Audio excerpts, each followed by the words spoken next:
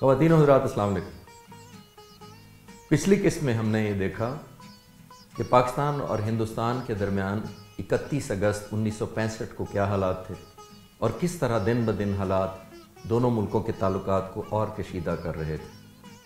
ہم نے یہ بھی دیکھا کہ ہندوستان اور پاکستان کی ایئر فورسز کے درمیان اثاثوں اور مختلف ٹیکنالوجی کا کیا توازن تھا اور آنے والی جنگ کن حالات میں لڑی جا سکتی تھی۔ 1 ستمبر 1965 کو ایئر ہیڈ کوارٹرز میں یہ اطلاعات موصول ہوئیں کہ بھارتی فضائیہ نے کشمیر میں موجود پاکستان آرمی پر حملہ کرنے کا منصوبہ بنایا۔ اس بات کی تصدیق کے لیے ایئر وائس مارشل نور خان نے ایک بار پھر بھرپور قائدانہ صلاحیتوں کا مظاہرہ کرتے ہوئے چھم سیکٹر پر دشمن کی نقل و حمل کا خود جائزہ لینے کے لیے فیصلہ کیا۔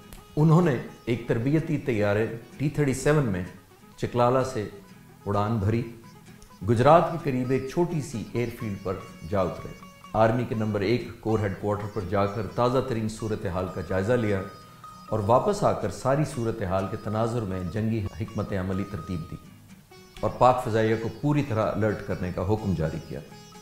نور خان نے پاکستان آرمی کو وہیں سے فوری طور پر یہ پیغام پہنچایا کہ بڑی تعداد میں پاکستان آرمی کے دستے، ٹینک، بندوقیں اور گاڑیاں دشمن کی ہوائی فوج کا آسانی سے نشانہ بن سکتے ہیں۔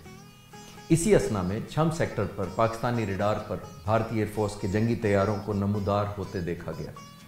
زمین پر تعینات کیے گئے پاک فضائیہ کے آبزرورز نے یہ اطلاع دی کہ بھارتی طیارے پاکستان کی حدود میں داخل ہو رہے ہیں۔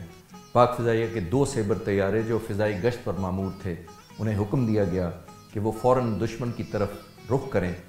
یہ سیبر طیارے اسکواڈرن لیڈر سرفراز رفیقی جو نمبر 5 اسکواڈرن کے آفیسر کمانڈنگ تھے اور 15 اسکواڈرن کے فلائی لیفٹیننٹ امتیاز بھٹی 20,000 فٹ کی بلندی پر اڑا رہے تھے۔ انہوں نے دشمن کے طیاروں کو حد نگاہ بہت کم ہونے کے باوجود دیکھ لیا۔ دشمن کے 2 ویمپائر طیارے جو اپنے پیچھے آتے ہوئے نظر آئے، جب سرفراز رفیقی ایک ویمپائر کے قریب پہنچنے لگے تو اسی اثنا میں فلائی لیفٹیننٹ امتیاز بھٹی نے 2 ویمپائر جنگی طیارے 6,000 فٹ کی بلندی سے مغرب کی طرف سے آتے ہوئے دیکھے۔ ابھی سرفراز رفیقی کو وہ بتانا ہی چاہ رہے تھے کہ سرفراز رفیقی نے ایک ویمپائر کو طاق کر میزائل داغا اور وہ آگ کے شعلوں کی لپیٹ میں آ گیا اور زمین پر جا گرا۔ اسی اثنا میں دوسرے ویمپائر طیارہ امتیاز بھٹی کی طرف بڑھا، اسے بھی سرفراز رفیقی نے جا لیا۔ اس مارکے میں امتیاز بھٹی نے بھی 2 طیاروں کو مار گرایا۔ اس طرح اسکواڈرن لیڈر سرفراز رفیقی اور فلائی لیفٹیننٹ امتیاز بھٹی نے 2 ویمپائر طیاروں کو مار گرایا۔ ان 4 جہازوں کا ملبہ ہندوستانی افواج کے اوپر گرا اور ان 4 ہوا بازوں میں سے صرف ایک ہوا باز پیراشوٹ سے چھلانگ لگا کر اپنی جان بچا سکا۔ اس نقصان کی تصدیق اگلے دن اس وقت کے ہندوستانی وزیر اعظم نے بھی کر دی۔ پاک فضائیہ کے کمانڈر ان چیف جب میدان جنگ سے واپسی پر اپنے T-37 طیارے پر سرگودا پہنچے تو انہیں یہ خبر ملی کہ پاک فضائیہ نے بھارتی ایئر فورس کے 4 ویمپائر طیاروں کو تباہ کر کے اپنی فضائی برتری ثابت کر دی ہے۔ کمانڈر ان چیف بذات خود ان 2 بہادر جنگجو ہوا بازوں سے ملے اور انہیں اس عظیم کامیابی پر شاباش دی۔ اس فضائی برتری نے پاکستان کی زمینی افواج کا مورال بہت بلند کر دیا۔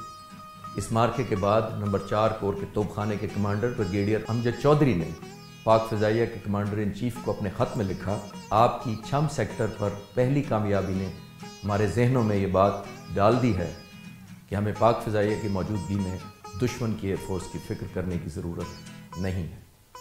یہ دن تھا 1 ستمبر 1965 کا۔ ہم اگلی قسط میں یہ دیکھیں گے کہ 2 ستمبر 1965 کو کیا حالات تھے۔ پاکستان ایئر فورس زندہ باد، پاکستان آئندہ باد۔